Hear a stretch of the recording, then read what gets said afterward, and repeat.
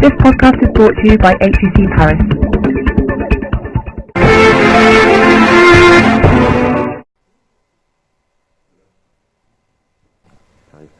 Bien, bonjour à tous. Donc aujourd'hui nous allons mettre en pratique la régression multiple que nous avons vue les autres fois, et pour cela nous allons travailler sur un vrai problème, sur un vrai jeu de données. Alors je vous invite, nous allons travailler avec SPSS, avec le logiciel SPSS. Je vous invite à vous connecter sur mon site et vous allez dans votre page MBA.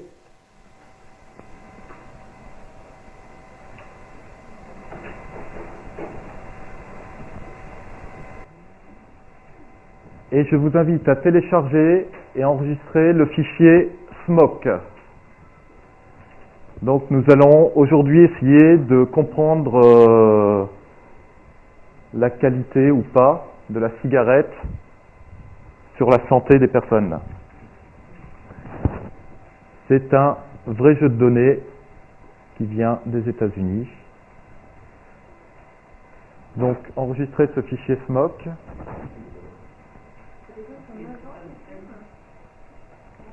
Voilà, on va mesurer, vous voyez, on va mesurer l'impact de la cigarette sur, chez des jeunes enfants. Donc ce fichier Excel, on va le commenter rapidement, on va regarder rapidement ce qu'il y a.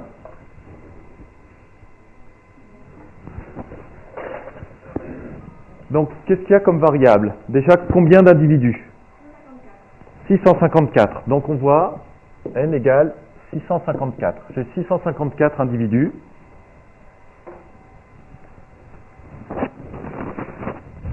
Qui sont ces individus? Vous voyez que ce sont des enfants, puisque vous avez comme variable la variable âge. Donc ce sont l'âge des enfants. La variable importante que nous allons étudier, c'est la variable suivante, FEV.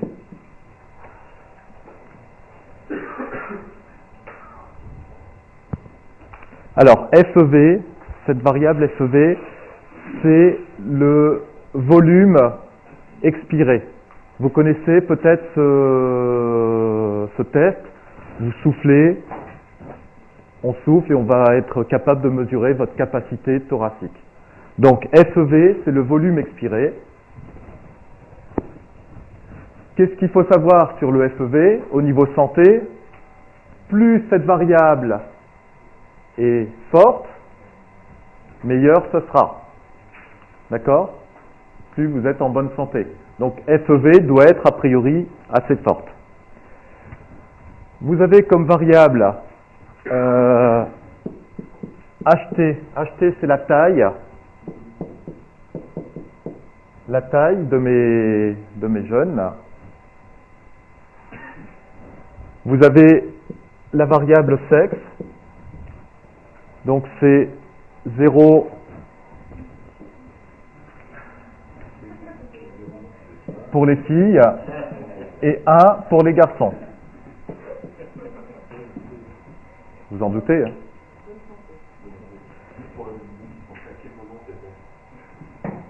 À quel moment? C'est-à-dire le matin, Non, je ne sais pas. Et vous avez la variable SMOC.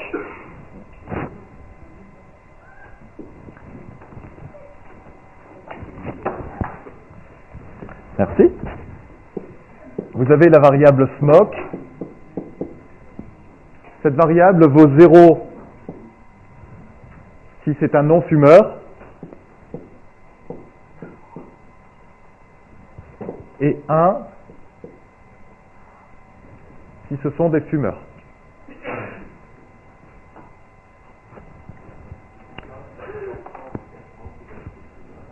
Alors, est-ce qu'on voit des enfants de 4 ans fumeurs? Là, attention, vous avez tous des SMOC 0. Hein, je crois qu'ils sont rangés par ordre alphabétique, par ordre... Mais bon, vous avez des jeunes enfants qui sont fumeurs. Hein. À 13 ans, c'est malheureusement assez courant. Donc on va essayer de mesurer le FEV. On va essayer de mesurer l'impact de la cigarette, l'impact du sexe éventuellement, l'impact de la taille sur la capacité pulmonaire de l'enfant. Ok ? C'est aux États-Unis. C'est aux États-Unis. Vous voyez que c'est un échantillon qui est assez conséquent. 650 personnes, c'est assez important. Alors, je vous invite donc à enregistrer ce fichier Excel sur votre bureau.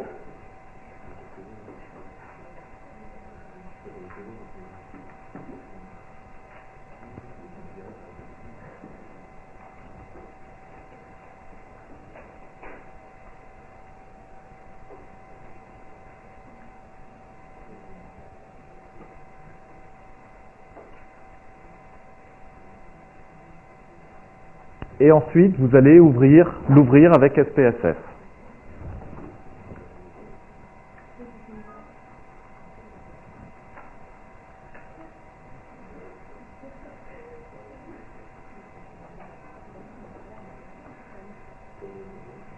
Alors, souvenez-vous avec SPSS, qu'est-ce qu'il faut faire? Il ne faut pas oublier de fermer Excel. D'accord? Fermez votre document Excel.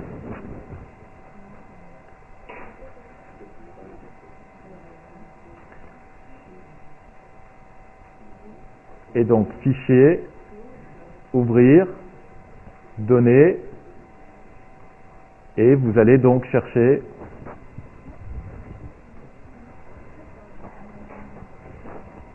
un fichier de type Excel.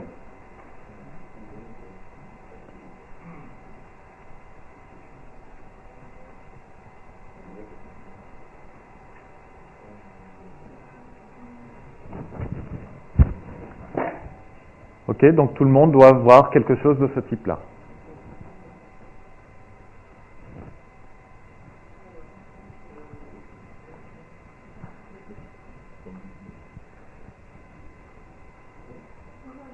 Ok?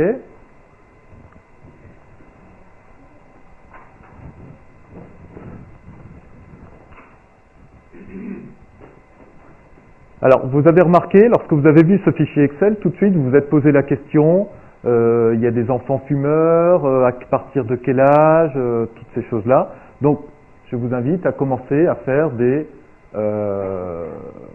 éventuellement des statistiques descriptives sur chacune de ces variables. Quel est le problème que nous allons rencontrer? Qu'est-ce qui se passe sur ces variables, contrairement à tout ce qu'on a vu depuis le début? Il y a des 0 et des 1. Ce sont des variables qualitatives. D'accord? Elles ne sont pas quantitatives, elles sont qualitatives. Enfin, certaines d'entre elles. Donc, la variable sexe, la variable smoke sont des variables qualitatives. Vous verrez dans le projet que je vais vous donner à faire à la presse court, dans ce projet, il y a quasiment que des variables qualitatives et très très peu de variables quantitatives. Je ne suis même pas sûr qu'il y en ait une. Bon, ici, on est dans un mix des deux. C'est pas grave. C'est pas grave. On va essayer d'appliquer la régression multiple à ce problème de variables qualitatives. C'est pas la meilleure solution en statistique, je vous le dis d'entrée de jeu, mais l'esprit qu'on va mettre en place ici correspond à ce que vous pourriez trouver avec d'autres méthodes un petit peu plus dédiées aux variables qualitatives. Donc, on va essayer de contourner et on va essayer d'utiliser ces variables qualitatives. Et comment on a fait? Très simplement, vous le voyez dans mon jeu de données, qu'est-ce que j'ai fait? Je les ai codés avec des 0 et des 1. Le fait de coder avec des 0 et des 1, ça permettra de comprendre les choses. Mais attention, ne faites pas de moyenne ou d'écart type sur ces variables sexe ou sur ces variables smoke. D'accord? Bien. Oui? Je vous propose de prendre les micros. Tiens, tu peux passer.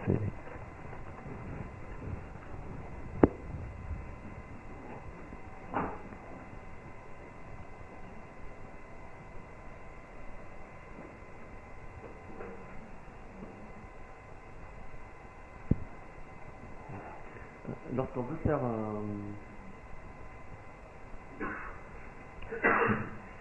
Donc ma question, c'est lorsqu'on veut faire une régression multiple avec des variables qui sont Qualitatives. oui, qualitatives, est-ce qu'on procède de la même manière que lorsqu'on a des variables discrètes pour le calcul des coefficients, c'est-à-dire le calcul Totalement, mathématique? totalement. On va le voir, hein, on va voir le coefficient aura une vraie influence, donc on va mettre la variable de la même manière. À partir du moment où elle a été codée en 0 ou en 1, ça se passera plutôt bien. Ça, c'est vrai lorsqu'on a des variables qualitatives qui sont binaires. Ça veut dire quoi une variable qualitative qui est binaire? Oui? Elle n'a que deux valeurs possibles, deux caractères possibles. Ça présente le caractère ou ne le présente pas. Si j'ai une variable qualitative où il y a plusieurs modalités, là, il faut découper. Il faut découper. Par exemple, imaginez qu'une variable soit une variable de couleur, par exemple, donc bleu, jaune, vert. On aurait une variable qui s'appellerait couleur, bleu, jaune, vert. Cette variable-là, on serait obligé de la transformer en mettant une variable bleue qui vaut 1 ou 0, une variable jaune qui vaut 1 ou 0, et on n'aurait pas besoin de mettre de variable vert. Pourquoi je n'aurais pas besoin de mettre variable vert? Non, parce que si ça vaut 0 pour bleu, 0 pour jaune, forcément, ça veut dire que c'est vert. D'accord, oui. Excuse-moi, j'avais mal compris. D'accord? De la même manière, ici, sexe, c'est garçon ou fille. En fait, j'ai mis qu'une seule variable. En fait, la variable sexe, c'est la variable garçon. Ni plus ni moins. La variable smoke, c'est la variable je fume. D'accord? Donc faites attention, si vous avez plusieurs modalités, si vous avez plusieurs caractéristiques, il faudra bien découper en plusieurs variables. On appelle ça des variables indicatrices. Ok? Bien, qu'est-ce que vous me proposez comme manip à faire dans un premier temps? Là, sur cette séance, on va tâtonner ensemble et on va essayer de construire des choses ensemble. De cette façon-là, je vous montrerai la régression multiple, mais on va essayer de tâtonner ensemble. Qu'est-ce qu'on peut regarder? Qu'est-ce que vous pourriez avoir envie de faire?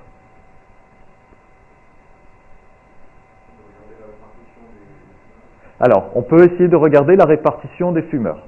Comment tu me proposes de faire ça?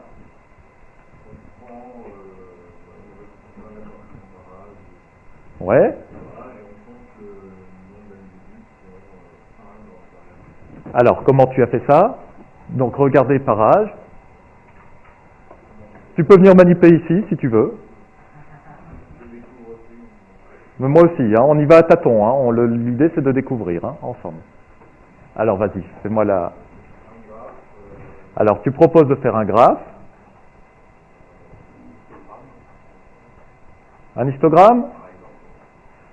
Par exemple. Ah, bon, je le laisse continuer.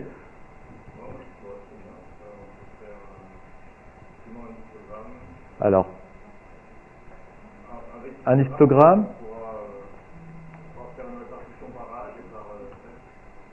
Bon, est-ce qu'il n'y a pas mieux que l'histogramme? Plus sympa. Vous savez que j'aime pas trop l'histogramme. Hein. Je vous l'ai dit pourquoi ça me plaisait pas trop l'histogramme. Parce qu'on perd de l'information. Hein. On rend qualitatif une variable quantitative. On peut faire l'histogramme, mais on peut faire autre chose. Moi, je préfère les boîtes à moustaches, personnellement. Hein, je préfère les boîtes à moustaches, les box plots. Mais on peut faire un histogramme, hein. Comme vous souhaitez. Et la dispersion, si tu veux. Qu'est-ce que tu voudrais faire comme dispersion? La dispersion, il faut deux variables.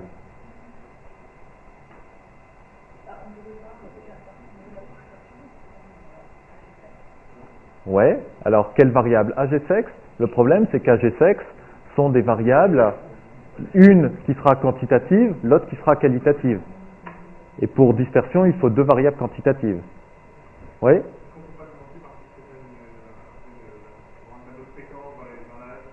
Ça serait sympa de voir un petit peu un tableau de fréquence, de voir un petit peu ce qui se passe pour mes différentes variables au départ. Moi, je vous invite, lorsque vous faites une analyse statistique, de démarrer par regarder ce qui se passe variable par variable. On pourrait faire par exemple analyse statistique descriptive, tout simplement, et on va déjà regarder les variables quantitatives que nous avons, c'est-à-dire âge, FEV, taille. Donc on va déjà regarder ça.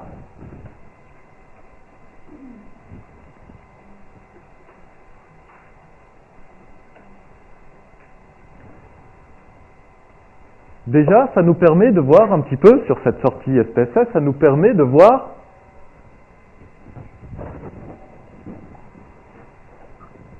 que les personnes que nous regardons sont entre 3 et 19 ans. Est-ce qu'on l'avait vu? Je vous ai dit, ce sont des jeunes. Mais il faut quand même savoir qu'est-ce que c'est qu'un jeune. C'est entre 3 et 19 ans. La moyenne, elle est aux alentours de 10 ans. La FEV, cette donnée, on ne la connaît pas. On ne sait pas à quoi ça ressemble. Vous n'êtes pas médecin, je ne le suis pas. D'accord? Bon, bah, vous voyez que la FEV, c'est un caractère qui est entre 0,791 et 5,7, avec une moyenne à 2,6 sur cette population. La taille est entre 46 et 74. Ça permet peut-être de comprendre l'unité qui est utilisée, avec une moyenne à 61.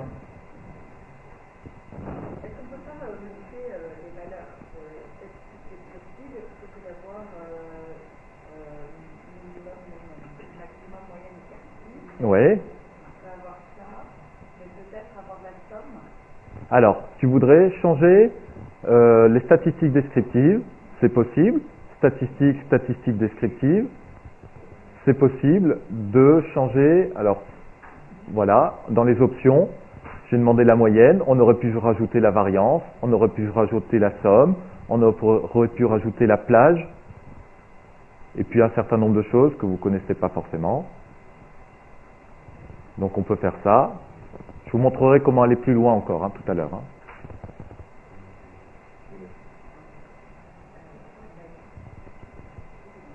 Donc analyse, statistique descriptive. D'accord?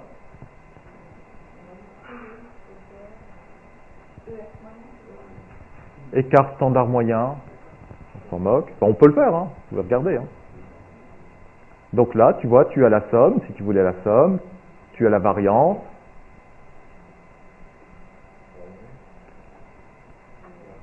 L'intervalle, donc l'intervalle c'est le max moins le minimum, le maximum moins le minimum. Ok, c'est ce que j'avais appelé l'étendue.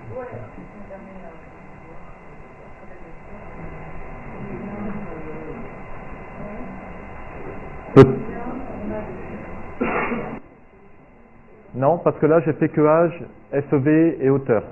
Alors, on voudrait maintenant, j'ai regardé que les variables quantitatives. Je vais regarder les variables qualitatives. Comment je peux les regarder? Ben là, peut-être, au lieu d'être dans descriptive, je vais aller dans effectif. Et là, je vais les mettre. Sexe, smoke.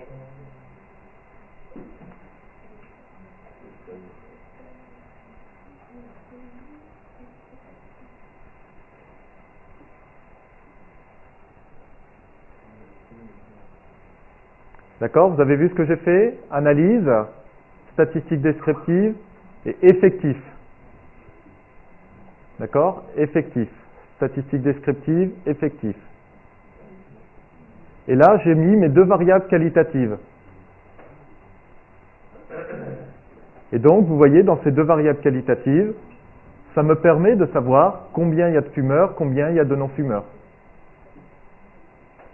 D'accord? Peut-être que tu l'avais eu en les mettant dans stat descriptive. C'était bien, c'était faisable, parce que c'est des 0 et des 1. Et 0, 1, le pourcentage représente quelque chose. Mais si tu avais codé ça en 0, 2 ou moins 1, 1, là, on ne sait plus ce que ça veut dire. D'accord? Donc je préfère qu'on fasse comme ça, qu'on compte. Effectif, ça veut dire qu'on va compter les personnes. D'accord? Donc là, qu'est-ce qu'on voit? Combien de garçons, combien de filles? Voilà, donc les filles, on en trouve 48,6%. Les garçons, on en trouve 51,4%. Combien de non-fumeurs? 90,1%. Combien de fumeurs? Donc 9,9%.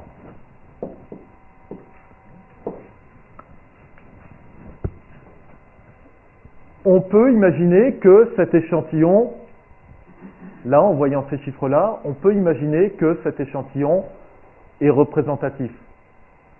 D'accord? On peut l'imaginer.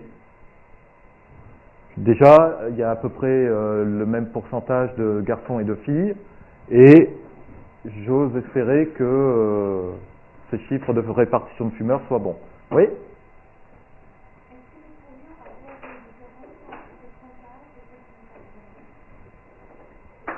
Alors, vous voyez qu'il y a effectivement deux colonnes, une qui s'appelle pourcentage et une qui s'appelle pourcentage valide. D'accord? Il y a deux colonnes, pourcentage et pourcentage valide. Quelle est la différence entre ces deux colonnes? Là, j'ai travaillé sur toute ma population. D'accord? Mon échantillon, j'ai considéré que c'était toutes les personnes.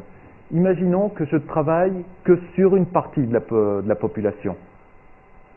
Ça veut dire que je dis, je ne travaille pas sur tous les individus, mais que sur certains individus. Ben, il va me donner les deux pourcentages, c'est-à-dire le pourcentage pour tout le monde et le pourcentage que pour les gens sur lesquels j'ai décidé de travailler. Voilà, c'est ça la différence entre valide et... Ok? Bien. Maintenant, ce qu'on va essayer de faire, c'est on va essayer de croiser des variables entre elles. Hein, on va essayer de croiser des variables entre elles. Un rapport de tableau. Alors, statistiques descriptives. On pourrait faire un tableau croisé. Je vous inviterai à travailler un petit peu là-dessus. Je vous invite plutôt à faire explorer. Vous faites explorer. Et je vous propose, donc je reprends un. Vous faites analyse, statistiques descriptives, explorer. Et je vous propose d'étudier la variable qui nous intéresse, c'est-à-dire la FEV, et de croiser ça par SMOC. Donc, liste des variables dépendantes, j'ai mis FEV, c'est une variable quantitative, et comme facteur, j'ai mis une variable qualitative, SMOC. Affiché, j'ai mis les deux, c'est-à-dire qu'il va mettre des statistiques et des graphiques. Et on va regarder ce qui se passe.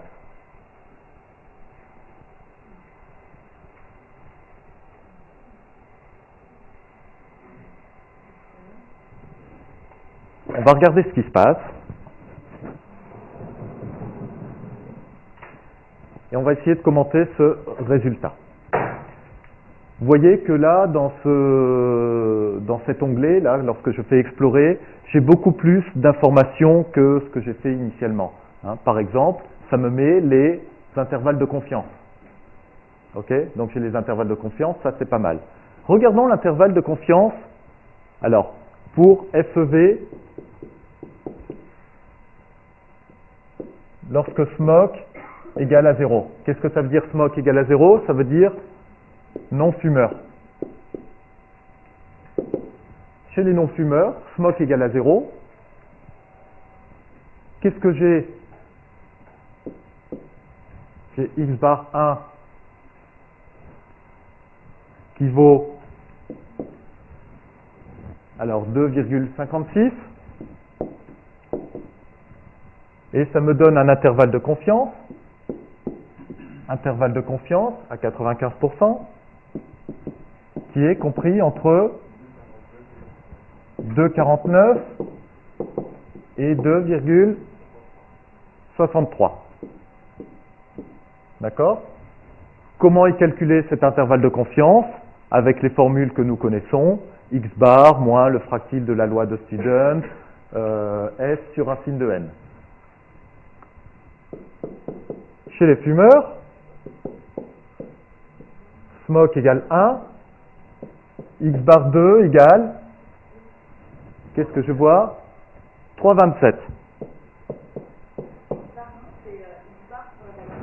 Voilà. Donc, si tu veux, au lieu de l'appeler X bar 1, je vais l'appeler X bar non fumeur. Ou 0, si tu préfères. Et X bar 2, je vais l'appeler X bar fumeur. Donc la moyenne chez les fumeurs. Qu'est-ce que j'ai comme intervalle de confiance?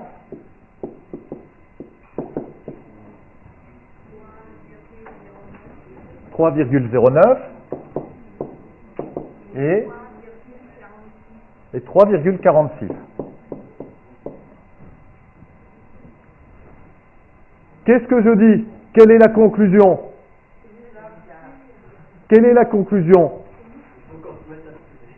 Alors, pourquoi vous me dites qu'il faut se mettre à fumer?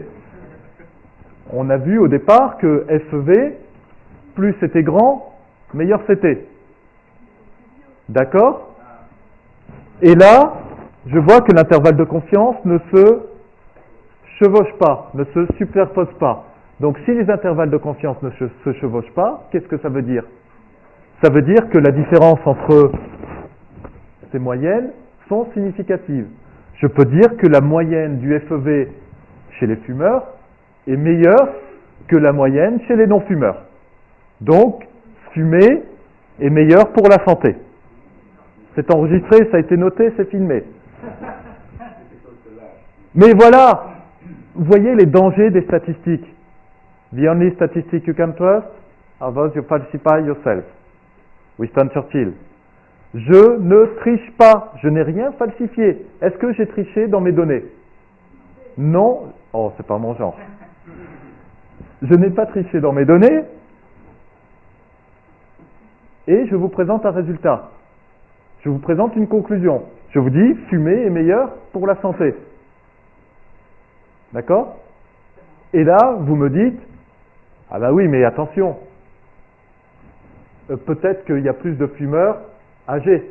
Et peut-être que FEV ne s'explique pas uniquement par le fait de fumer ou de ne pas fumer. FEV s'explique aussi en fonction de la taille, en fonction de l'âge, ce qui semble logique. Plus l'individu est grand, plus sa cage thoracique sera importante.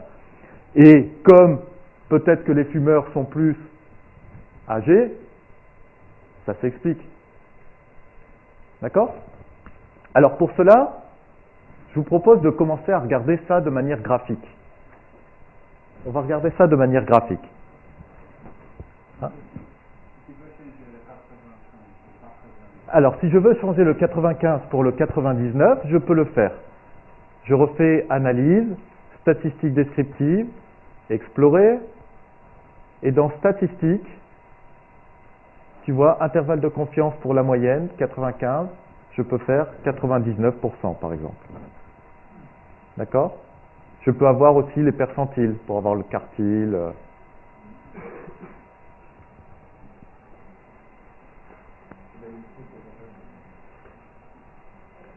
D'accord? J'ai modifié le pourcentage. Donc là, j'ai un intervalle de confiance à 99%. D'accord? Remarquez ce que m'a fait SPSS aussi. Je ne l'ai pas commenté encore. SPSS m'a fait des boîtes à moustaches. J'aurais pu demander à SPSS de faire les boîtes à moustaches dans les graphiques. Là, il me l'a fait directement dans Explorer. Il me donne les boîtes à moustaches, les box plots, entre fumeurs et FEV. Ce graphique où on compare une variable quantitative à une variable qualitative, il est extraordinaire. Tout de suite, on comprend. Tout de suite, on comprend. Il n'y a pas besoin d'être statisticien pour comprendre quoi que ce soit à ce graphique-là. Vous pouvez présenter ça à un médecin, à un rapport de médecine. Vous pouvez présenter ça et vous dites, bah regardez, la FEV, chez les fumeurs, elle est plus importante que chez les non-fumeurs. D'accord? C'est facile, on le voit, on le comprend. Sauf que vous m'avez dit, à juste titre, vous m'avez dit, attention, la FEV est différente, elle a aussi l'âge, la taille a aussi une importance. Ok? Bien, je vous propose de faire un graphique pour essayer de comprendre un peu plus. Tu me dis, je crois que l'âge a de l'importance ou la taille? Comme tu veux. Alors, tu as dit l'âge. On va partir sur l'âge. On va regarder l'âge. Peut-être qu'on regardera la taille après. On va regarder l'âge. Je fais faire un graphique. Un graphique, donc tout à l'heure, on voulait faire une dispersion. Là, je veux bien. On va faire une dispersion. Graphique, dispersion. On va faire une dispersion simple. Et je vous propose de mettre en axe des Y FEV. Pourquoi je mets FEV en Y? C'est toujours la variable qu'on cherche à expliquer. Depuis le début, c'est la variable que je cherche à expliquer, à comprendre. FEV et en fonction de l'âge,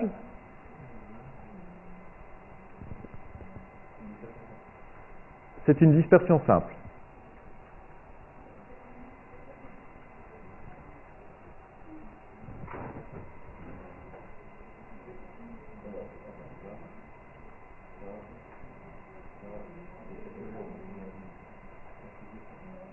Alors, voilà ce que ça donne. FEV en fonction de l'âge.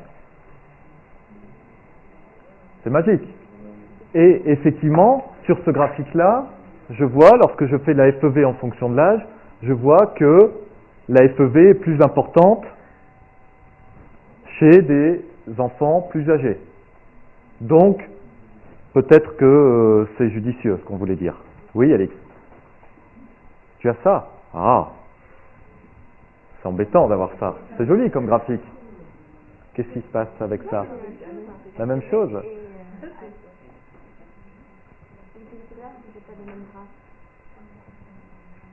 Je viendrai voir après. D'accord.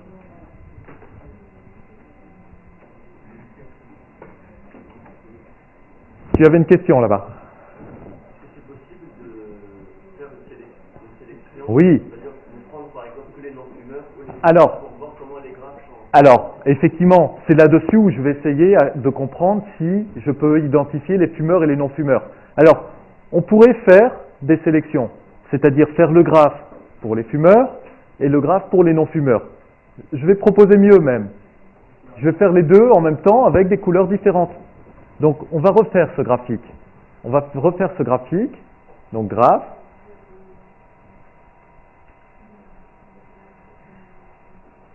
Alors, graphe, dispersion, donc le nuage de points, dispersion simple, et je vais demander de définir les marques par smoke. Je définis les marques par smoke. Qu'est-ce que ça va donner? Le fait de définir les marques par smoke. Voilà, ça me donne un graphique où j'ai en vert les fumeurs et en bleu les non-fumeurs.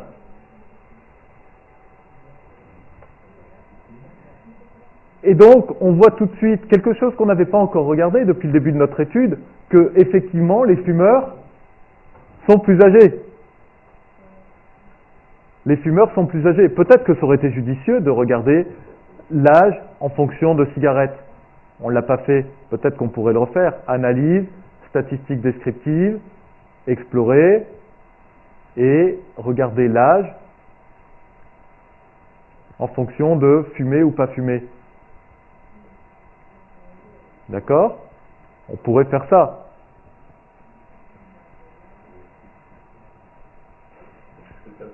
Et là, je regarde les boîtes à moustaches et je vois qu'effectivement, les fumeurs sont plus âgés, ce qui me semblait logique au départ. Oui?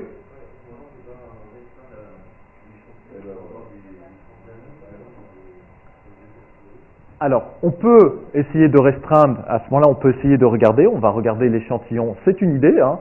On va choisir de travailler sur un échantillon du même âge, on peut regarder ça, mais on va peut-être essayer de partir d'un modèle où je mets tout en place, je mets tout dedans.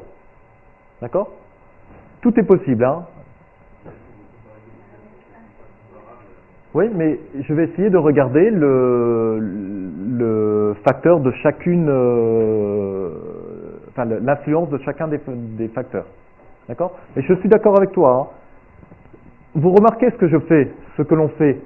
On y va à tâtons. Ok? On y va à tâtons. C'est l'avantage de ces logiciels et de ces méthodes statistiques où nous pouvons essayer des choses. On y va à tâtons. Peut-être que tu vas obtenir de meilleurs résultats en y allant, en travaillant que sur la population des plus âgés de 10 ans, par exemple. Hein, si c'est ça que tu voulais dire, entre 10 ans et 19 ans, parce que je sais que les fumeurs sont plus là. Peut-être. Peut-être. Il y a même des chances. Hein. Il y a même des chances. D'accord?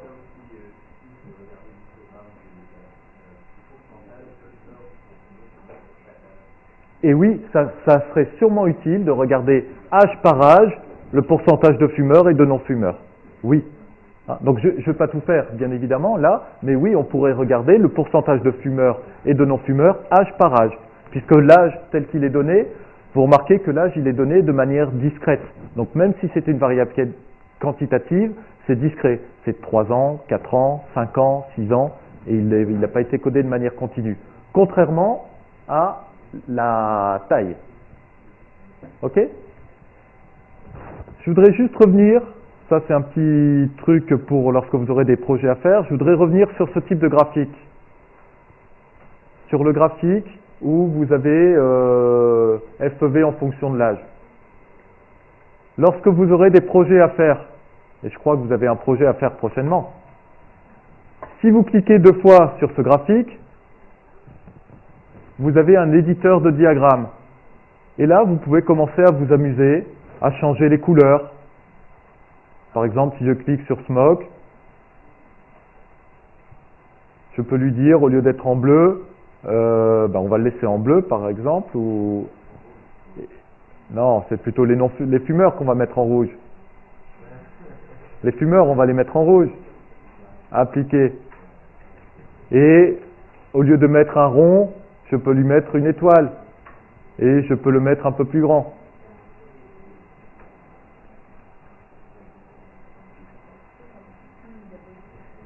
Un petit signe diabolique, c'est ça que tu veux? Une petite cigarette? Ah, ça fait un peu ça, hein. C'est les petits virus, ça. Bon, on pourrait mettre des cœurs pour l'autre, si on veut. Je sais pas. D'accord? Donc, bien évidemment, dans ce cours de statistique, je ne fais pas de vous des statisticiens. Ok? Mais ce que j'attends de vous, c'est de faire des rapports professionnels. Donc il faut que ça soit lisible, il faut que ça soit compréhensible, il faut que ça soit agréable à lire. Donc faites des beaux graphiques. Alors, qu'est-ce qu'on fait avec ce type de graphique? Une fois que j'ai mon graphique, je fais un clic droit et je fais un copier ou exporter. Et après, si j'ouvre un fichier Word ou un fichier PowerPoint, je peux l'inclure dedans, par coller. Non. Il faut l'avoir figé au départ. Donc voilà, on apporte une image. Il faut le considérer comme importation d'image. Ok? Bien. Oui? Alors, est-ce qu'on pourrait ajouter la variable sexe dedans? Dans le graphique, c'est-à-dire faire différentes choses? Dans le même graphique, hein, on va regarder. Dispersion simple. Et on voudrait rajouter la variable sexe là. Je ne peux pas. Donc il faut essayer de trouver autre chose. D'accord? Il faudra essayer de trouver autre chose. C'est possible, hein? C'est possible. Mais je ne veux pas vous apprendre à être des grands Manitou de SPSS. C'est à vous d'essayer de jongler. C'est sûrement possible. D'accord? Mais je vous donne les notions de base. Oui?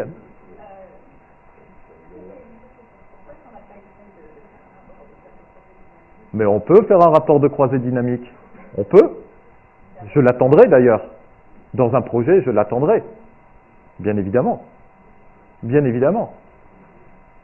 D'accord? Bien.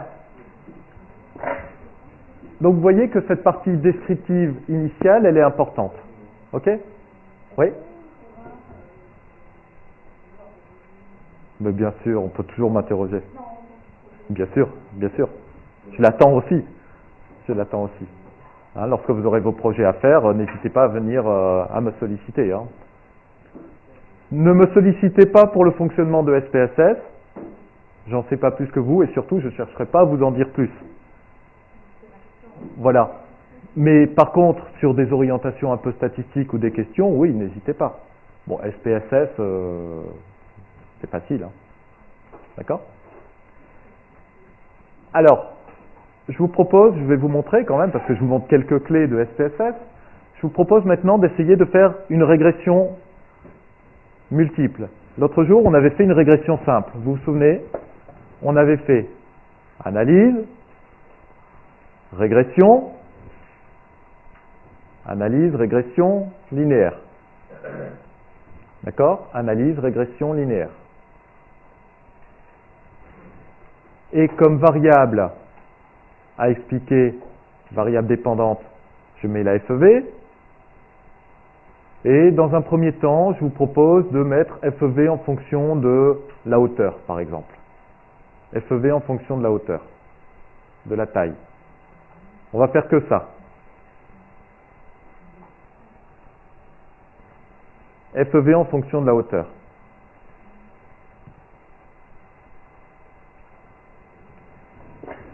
Qu'est-ce que vous trouvez comme valeur?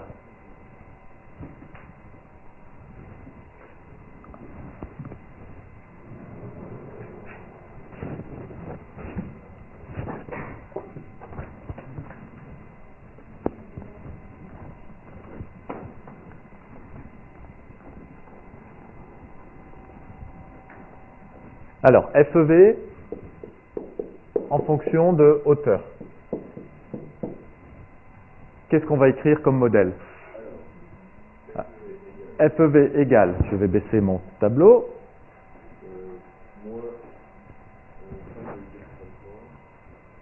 Alors là, on va essayer d'avoir une démarche un petit peu inverse, un peu plus logique. Maintenant, on a fait les cours de régression. On les connaît, on sait ce que c'est que la régression. Et on sait la construire, la régression, mais ce qu'on a appris aussi, c'est à la tester.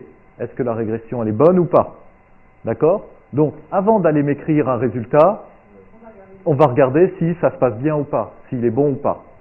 Donc, pour cela, on peut regarder le coefficient de corrélation ou de détermination. Je vous propose de regarder tout de suite le coefficient de corrélation. On est en régression simple. Hein. On est en régression simple. N'oubliez pas qu'en régression simple, on avait présenté le R.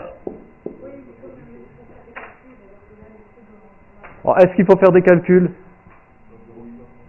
Il est marqué. R, il vaut 0,868. Tout le monde le voit? 0,868. Il est marqué ici. D'accord? Attention, attention à SPSS. Là, il est marqué 0,868. Attention. Il y a une histoire de signe. SPSS ne donne pas le signe dans ce tableau-là. Donc, il faut vérifier le signe quand même. Quel est le signe? C'est le signe de la pente, le signe de B1. Quelle est la pente ici? Plus 0,132. Donc, c'est bien un plus. Ok? Donc, faites attention à ça. Hein. Dans un examen que je vous ai donné, si je vous avais donné ce tableau-là, vous seriez tous plantés. Enfin, pas tous, mais un certain nombre d'entre vous. Hein, parce qu'il avait mis, le R était négatif. Le R était négatif. Comme vous l'avez calculé à la main, vous avez bien donné le R négatif. Si vous aviez lu sur le tableau, vous auriez pris la valeur qui était marquée en positif. Vous auriez oublié le signe. Bien, donc là, le R est positif. Est-ce qu'il est significatif? Quels sont les ordres de grandeur qu'on connaît pour les coefficients de corrélation? Alors, proche de 1 ou de moins 1, je vous ai donné un critère, je vous ai donné une règle, 2 sur racine de n. On compare ça à 2 sur racine de n. Donc 2 sur racine de n, 2 sur racine de 654. Qui peut me faire ça rapidement?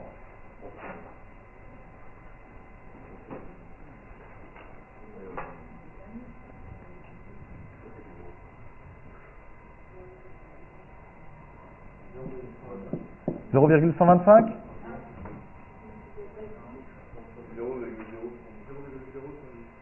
0,078? Bon, là, ça veut dire que, vous voyez, hein, quand il y a beaucoup de chiffres, quand il y a beaucoup de valeurs pour n, la tolérance, elle est assez énorme. Bah, la tolérance, c'est-à-dire que le critère, là, 2 sur racine de n. Non, c'est ça.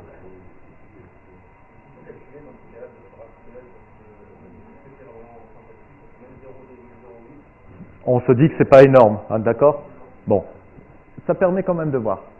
Je suis sûr que si on le fait pour autre chose, on trouverait quand même un R très très petit. D'accord? Donc, oui. Regardez, c'est un ordre de grandeur. On voit qu'on est bien au-dessus de ce truc-là. D'accord? Alors, on ne considérerait pas que la corrélation est importante. On considérerait que c'est judicieux d'utiliser, de mettre cette variable x dans le modèle. Maintenant, on sait que cette influence sera faible et il aura sûrement un apport marginal faible. D'accord? Celle qu'on l'a vu en... D'accord? Bien. Le R carré, il est à 75%. D'accord? Et donc, maintenant, je suis d'accord pour écrire le modèle FEV égale moins 5,433 plus 0,132 fois la taille. Et je n'oublie pas de dire que c'est une estimation du FEV. OK?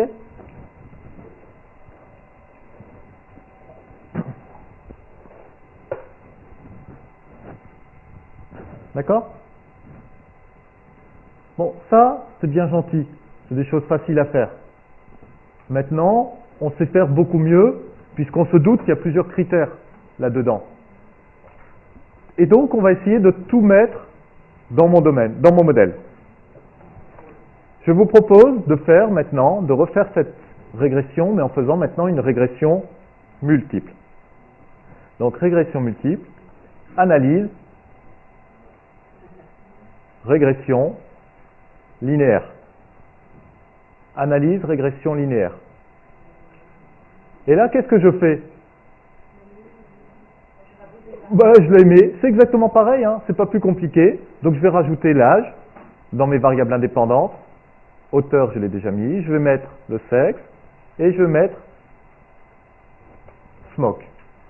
Pourquoi je peux les mettre? Parce que ce sont des variables indicatrices. C'est 0 ou 1. D'accord? Mes variables qualitatives, je les ai mis en 0 ou 1. Donc je peux les mettre dans le modèle. Si j'avais mis, si c'était marqué garçon, fille, SPSS n'aurait pas su faire. D'accord? Mais le fait que j'ai mis 0 ou 1, il peut le faire. Et je clique.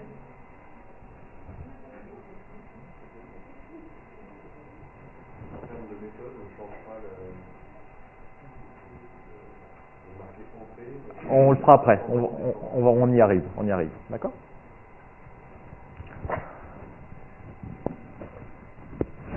Donc là, qu'est-ce que ça me donne?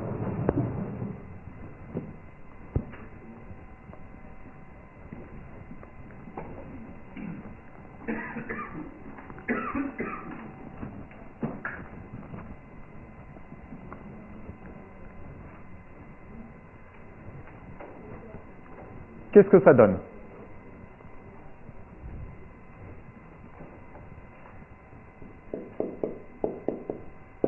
Qu'est-ce que vous voyez? Qu'est-ce que vous pouvez lire? FEV, chapeau, estimation de FEV sera moins 4,457 plus 0,104 fois la taille plus 0,066 fois l'âge plus 0,157 fois le sexe moins 0,087 fois la variable smoke.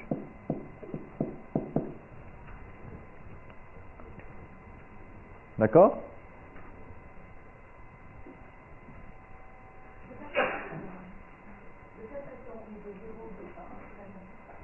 C'est pas gênant. C'est pas gênant. 0 et 1, quand c'est indicatrice, hein, indicatrice, c'est présente le caractère ou ne le présente pas, ça se passe bien. Bien. Qu'est-ce qu'on peut dire? Ah! Moi, j'aurais eu envie de dire, je vois que j'ai un signe moins chez les fumeurs. Donc, ça fait baisser la FEV. Pas de beaucoup, hein? Ça fait pas baisser beaucoup la FEV chez les fumeurs. Moins 0,08. Je rappelle que la FEV, c'était quel ordre de grandeur? On l'avait vu en statistique descriptive au départ. 2,5, 3, hein, la moyenne, et c'était entre, ça allait jusque 5. Bon, baisser de moins 0,08, c'est pas énorme. Donc en fait, le fait de fumer ou de pas fumer n'a pas vraiment d'importance. C'est ce qu'on aurait tendance à croire là. Mais, tu me dis, et je suis d'accord avec toi, avant même d'aller tirer des conclusions là-dessus, attention, je vais regarder la signification de ces variables. Donc je regarde l'apport marginal de chacune de ces variables. Qu'est-ce que je vois même? L'apport marginal de la variable smoke, j'ai un risque d'erreur qui est de 14% lorsque je dis que smoke a de l'importance dans ce modèle. D'accord? Le niveau de signification du test de student lié à cette variable, le niveau de signification il est de 14%, ça veut dire que le risque d'erreur que je donne en disant que smoke a de l'importance dans ce modèle, il est de 14%. Donc c'est quand même élevé. Ok? Bon, les autres, il n'y a pas trop de problème. On voit que le FEV est lié à la taille, à l'âge, et on voit que c'est lié au sexe. Alors, vous voyez que dans ce type de modèle, le sexe a plus d'importance que le fait que ça soit fumeur ou non fumeur. D'accord? Bon. Et donc, là, je sens des problèmes arriver. Je sens des problèmes arriver et je sens que mon modèle, il n'est pas parfait. J'aurais voulu pouvoir dire que fumer, c'est pas bon. J'aurais voulu pouvoir le dire. Or, j'arrive pas à le dire. Et ça vient de quoi? Ça vient de plein de choses. Oui?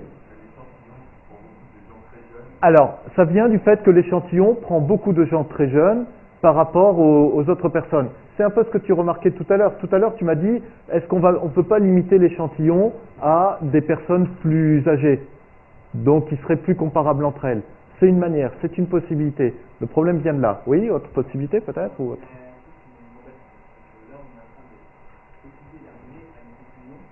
Ah ah. Ah ah ah ah.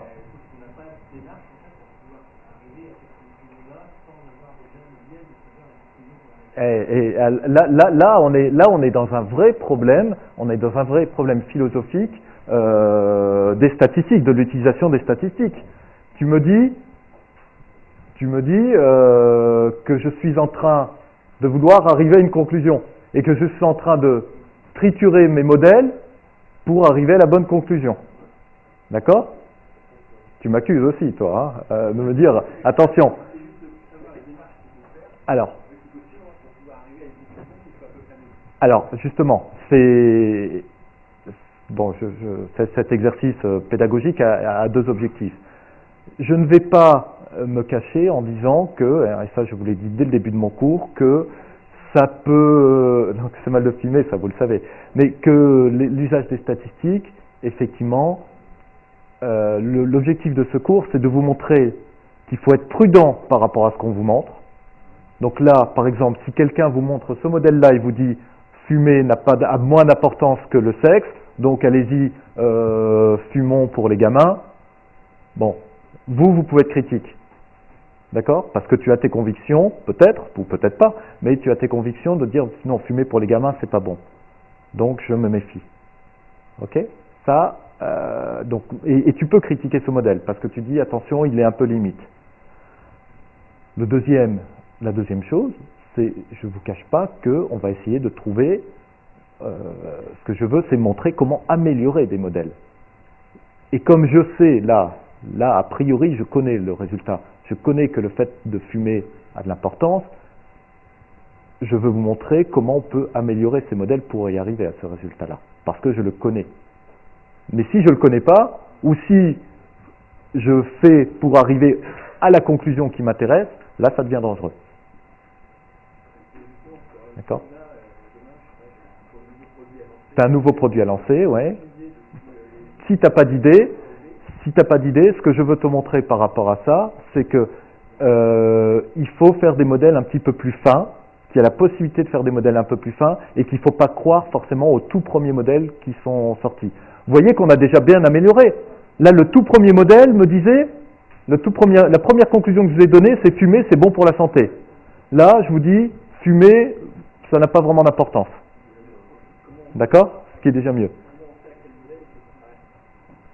Alors, comment on sait à quel modèle ? Quel est le critère qu'on peut avoir sur ce modèle-là ? C'est une bonne remarque. Quel est le critère que je peux avoir sur ce modèle-là, que je n'ai pas encore regardé ? Quel est le critère intéressant sur un modèle, pour mesurer la qualité du modèle ? On l'a vu la dernière fois. Pour mesurer la qualité du modèle, ça sera la précision, ça sera l'intervalle de précision. L'intervalle de précision, il est donné par le sigma chapeau. Le sigma chapeau, où on le trouve ici, le sigma chapeau, on le trouve sur les résidus.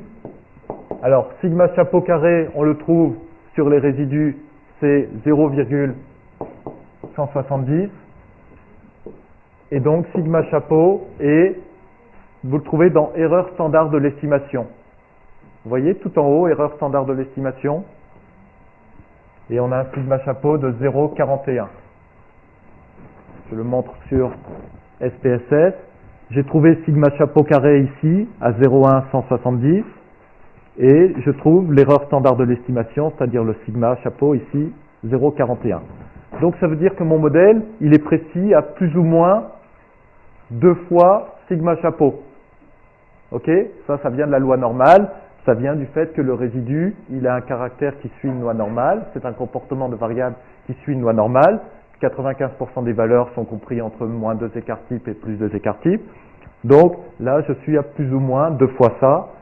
Ça veut dire que mon modèle est précis à plus ou moins 0,8. Ce qui est quand même beaucoup, plus ou moins 0,8. Donc, c'est un critère pour me dire, attention, ce modèle, peut-être que je peux l'améliorer. Et donc, dire que des modèles que je vais présenter maintenant seront meilleurs que ceux-là. Ok ? Et là, c'est un vrai critère mathématique pour dire que j'ai un modèle plus précis. D'accord ?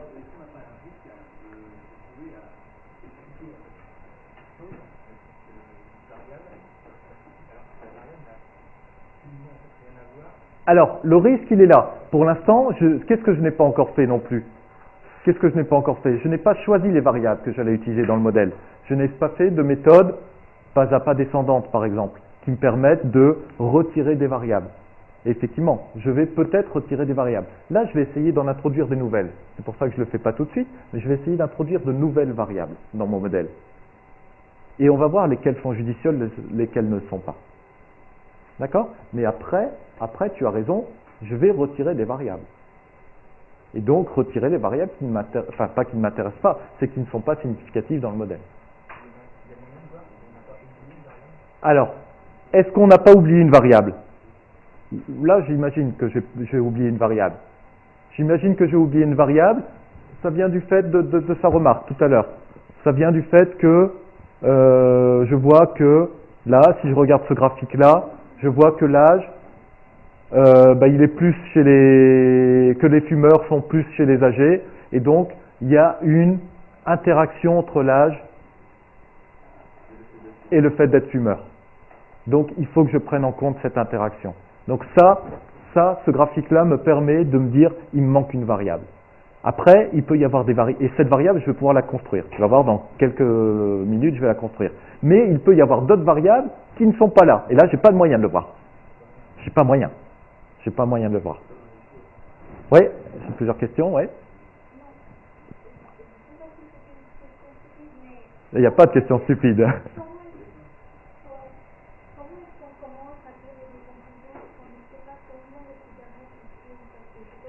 Ah, alors tu as tout à fait raison. Tu poses la question sur la variable fume. Enfin, tu dis comment peut-on tirer des conclusions alors que je ne sais pas combien de cigarettes fume la personne. Je ne sais même pas si le tabagisme passif, c'est-à-dire le fait que ses parents fument et que lui ne fume pas, est-ce que c'est pris en compte ou pas? Donc là, qu'est-ce que je vais dire? Moi, statisticien, au médecin qui m'a commandé l'étude, je lui dis, et c'est des choses que j'ai faites, je lui dis, attention, votre variable fumeur, je ne sais pas combien de cigarettes il fume, et je ne sais pas s'il y a du tabagisme passif ou pas. Donc cette variable fumeur, elle n'est pas assez précise. Je suis d'accord avec toi. Donc il faudrait gagner en qualité pour ça. Et ça, c'est des conclusions qui ont été faites par des statisticiens à propos de cette étude-là. Tout à fait d'accord. Et ça rejoint un petit peu la variable quand tu dis il me manque des variables. Effectivement. Mais maintenant, je te dis, je n'ai que ça comme données. Je suis désolé, je n'ai que ça comme données. Le médecin ne m'a donné que ça. Donc l'an prochain, peut-être qu'il refera une étude plus précise, mais là, il m'a donné ça. Et il me demande des conclusions. Ben, je dois en donner. D'accord? L'apport de la cigarette, c'est-à-dire en définition de la FEV, Ouais. il est 4 à 5 fois inférieur à l'erreur. Donc est-ce que c'est... Voilà, non, ça l'est pas, ça l'est pas, ça l'est pas. Et on le voit aussi au niveau du, et c'est à ça où on l'a vu au niveau du, l'apport de smoke ici, il est pas énorme. Et on le voit au niveau du T de student. D'accord? On le voit au niveau du T de student. Ok? Alors, qu'est-ce que vous pouvez me suggérer pour essayer comme variable à rajouter? Et là, je reviens sur une question que tu avais posée il y a 2 semaines. Tu avais posé une question il y a 2 semaines et tu m'avais dit, oui, mais est-ce qu'il n'y a pas d'autres variables à rajouter dans le modèle? Est-ce qu'on ne peut pas rajouter d'autres variables dans le modèle? Est-ce que tu te souviens de ça? Ou est-ce que tu as une idée de ce que je pourrais rajouter comme variable? Tu ne te souviens pas? Alors, c'est vrai, moi aussi, mais je me souviens que c'était toi qui l'avais dit. Alors, je reviens. Je reprends le graphique qui est là, le graphique où on voit que l'âge, la cigarette, c'est des remarques que vous avez données depuis tout à l'heure, la cigarette, on la trouve plus chez les gens âgés. Donc, il y a peut-être un critère où il y a une interaction, il y a un lien entre l'âge et la cigarette. Comment je peux mettre en place un critère qui prend en compte l'âge et la cigarette? Et de manière qui ne soit pas forcément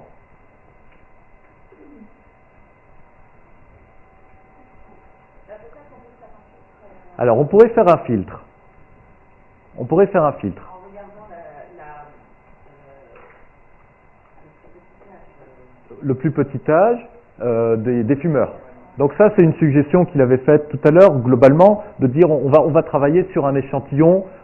Bon, mais moi, je voudrais un modèle quand même complet. Je voudrais un modèle sympathique pour tout le monde. Il faudrait l'étendre des deux côtés. Vous voyez? Et après, je viens pas.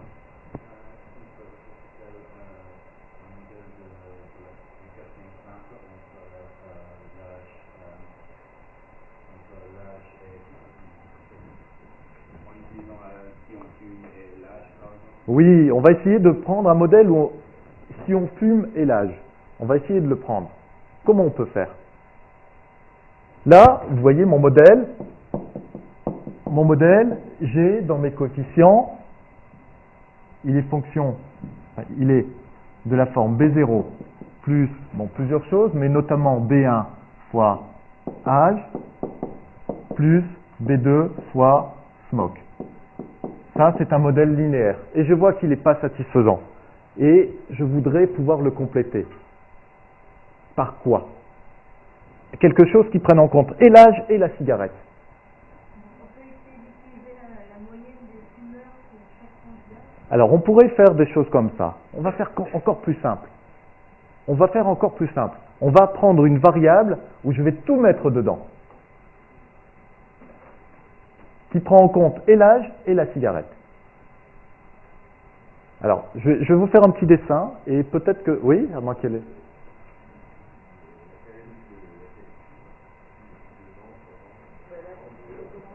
Oui, mais ça fait recommencer des choses. C'est pas on pourrait, mais là, ça sera trop du tâton. Il y a une manière de tout rentrer dedans. Oui? On ne peut pas transformer les deux variables âge et humeur en deux variables non intuitives, mais qui sont indépendantes l'une de l'autre. Ben non, on va essayer de rentrer quelque chose, au contraire, de prendre en compte cette interaction qui est entre les deux. Je vais vous faire un dessin. Je vais vous faire un dessin et peut-être que vous allez comprendre. Peut-être, peut-être pas.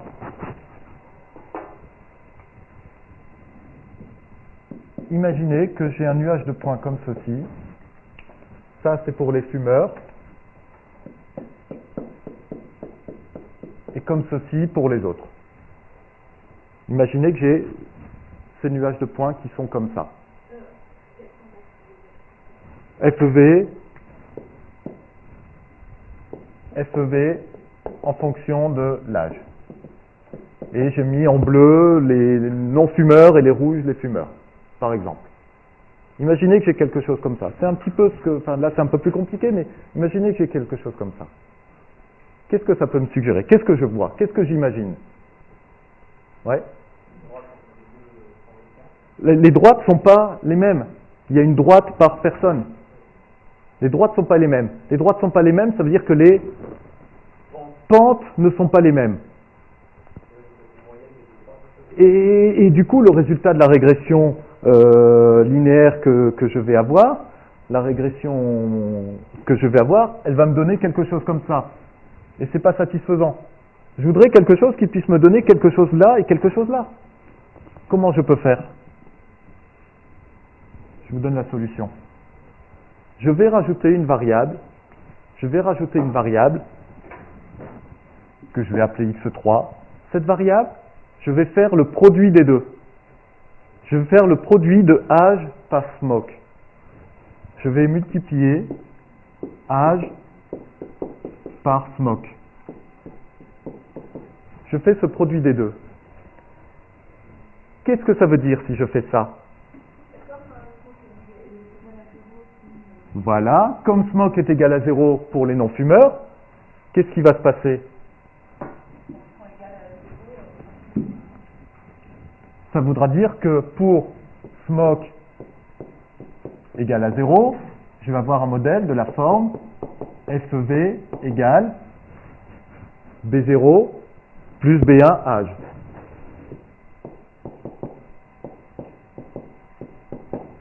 Et pour smoke égale 1, je vais avoir un modèle de la forme FEV égale quoi? B0 plus B1 âge plus déjà B2 et plus B3 âge. D'accord? Qui fait que ça me fera un modèle de la forme B0 plus B2 plus B1 plus B3 fois l'âge. Et donc là, j'ai bien trouvé mes deux pentes différentes. D'accord? Et j'ai tout dans le même modèle. C'est une manière de regarder l'interaction, le lien qu'il y a entre deux variables. Alors, je redis ce que je viens de dire. Je vais tout effacer. Et si. Je suis comme ça, moi. Lorsque je redis, je ne relis pas.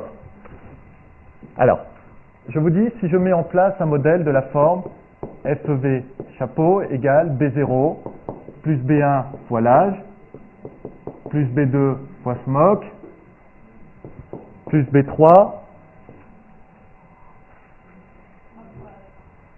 plus B3, smoke, fois âge. D'accord? Qu'est-ce qui va se passer? J'ai deux populations. si smoc égale à 0, qu'est-ce que je vais avoir? Je vais avoir FEV égale B0 plus B1 fois l'âge. Puisque B2 fois smoc, ça fait 0, B3 fois smoc fois âge, ça fait 0. C'est cohérent. Si smoc égale 1, je vais avoir FEV qui est égal à B0 plus B1 fois l'âge plus B2 parce que smoc vaut 1, donc plus B2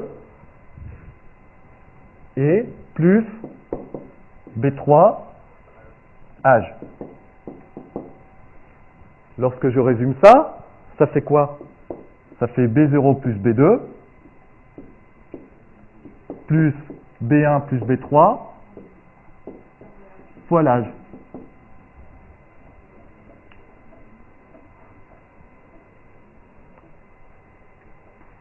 Qu'est-ce que ça veut dire? Ça veut dire que j'ai une autre droite pour smoc égale 1. Donc, j'ai bien une droite pour une population, une autre droite pour une autre population. Tout ça dans le même modèle. Vous voyez l'intérêt? Tout à l'heure, vous m'aviez suggéré de partitionner, de dire on va faire un modèle pour l'un, un modèle pour l'autre. Avec cette astuce-là, j'ai tout mis dans le même modèle. Oui? Au bout du... Non, tu vas voir qu'une seule équation. Elle est là. L'équation au final, elle est là. Je n'ai qu'une seule équation. Mais en fait, cette équation, qui est un modèle global, va se décliner différemment selon les populations. On est parti de cette équation-là. Voilà. Je pars de cette équation-là, mais en fait, derrière cette équation-là, qui est globale, j'ai deux sous-équations. J'ai deux sous-modèles. Un modèle pour les fumeurs, un modèle pour les non-fumeurs. Et ce modèle-là me permettra de rentrer les chiffres directement. Non? Qu'est-ce qui te gêne?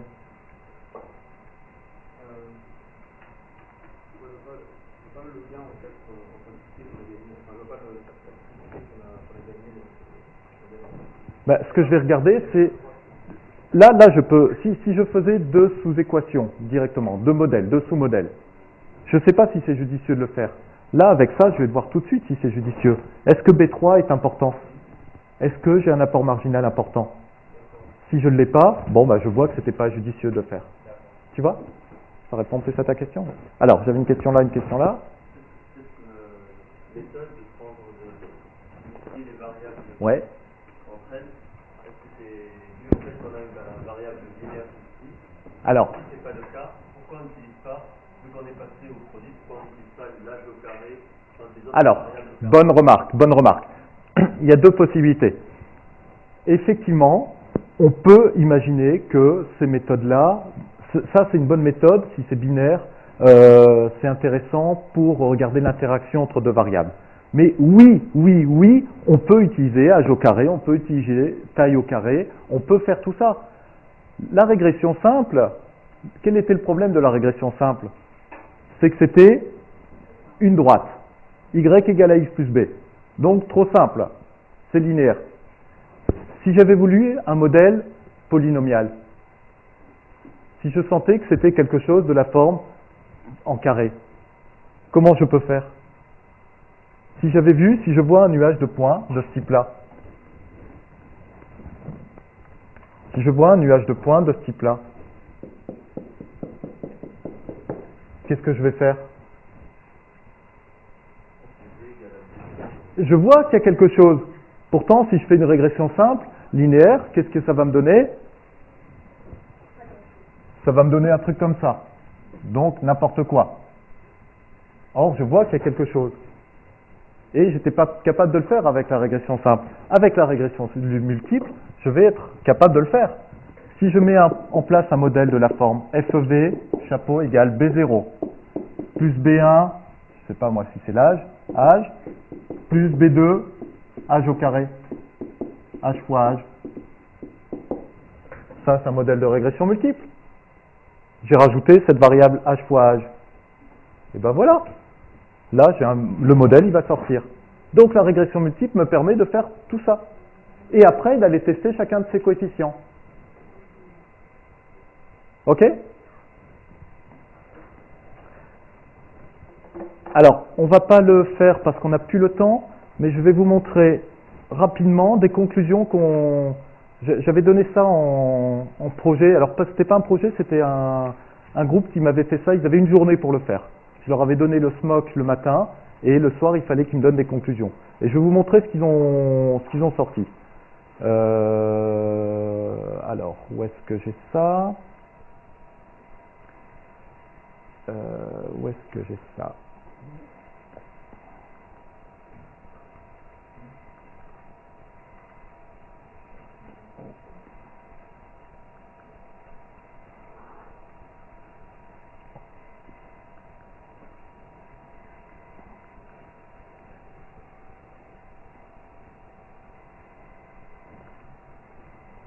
Voilà, donc ça c'est un groupe qui a donné ces conclusions-là. Donc, bon, je leur avais demandé en plus d'utiliser le modèle pour donner des conclusions pour deux fumeurs différents, John et Paul, qui étaient de 15 ans, âgés de 15 ans, tous les deux garçons, tous les deux de la même taille, un était fumeur, un était non fumeur. D'accord? Et il fallait trouver.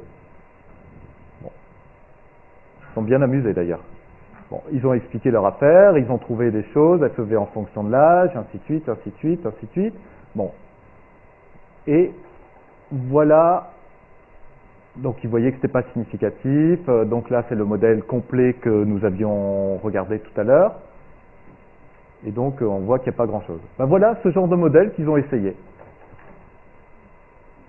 C'est eux qui ont proposé. C'est eux qui ont proposé. Qu'est-ce qu'ils ont regardé? Ils ont mis le sexe fois l'âge au carré. L'autre, ils ont mis 1 moins le sexe fois l'âge au carré, le sexe fois la taille au carré, et ainsi de suite. Et là, SMOC. Bon, voilà le modèle qu'ils ont trouvé. C'était, soi-disant, un des meilleurs modèles qu'ils pouvaient donner. Donc voilà les résultats. On voit que là, ils ont un modèle très significatif. OK? Et ça donne des conclusions.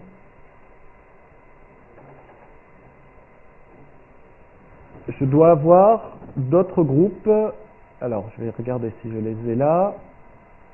Comment on fait pour arriver à des formules aussi compliquées? À tâtons. À tâtons. Ils sont partis de ça, ils ont fait H fois SMOC, et ils ont regardé le meilleur modèle qu'il pouvait y avoir.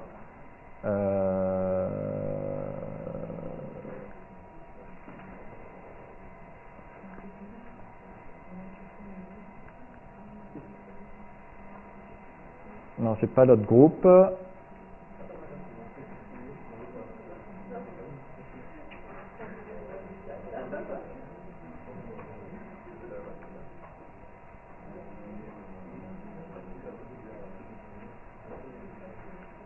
Non.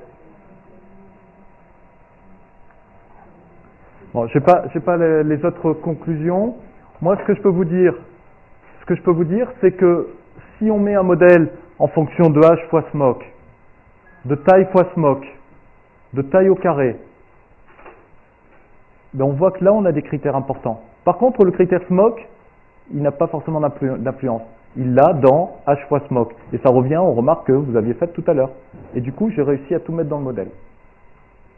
OK? Donc ça, c'est des choses qu'il faut essayer. Et la question, c'est quelle variable il faut trouver? Comment fait-on pour arriver à des questions, à des variables aussi compliquées? On y va à tâtons. On essaye. C'est l'avantage de cette méthode, de ces logiciels qui sont assez faciles. D'accord? Voilà, ben, je crois qu'il vous restera à faire ça sur un projet que je vais vous donner dans quelques jours. Je vous souhaite une bonne journée et rendez-vous dans une semaine. Au revoir.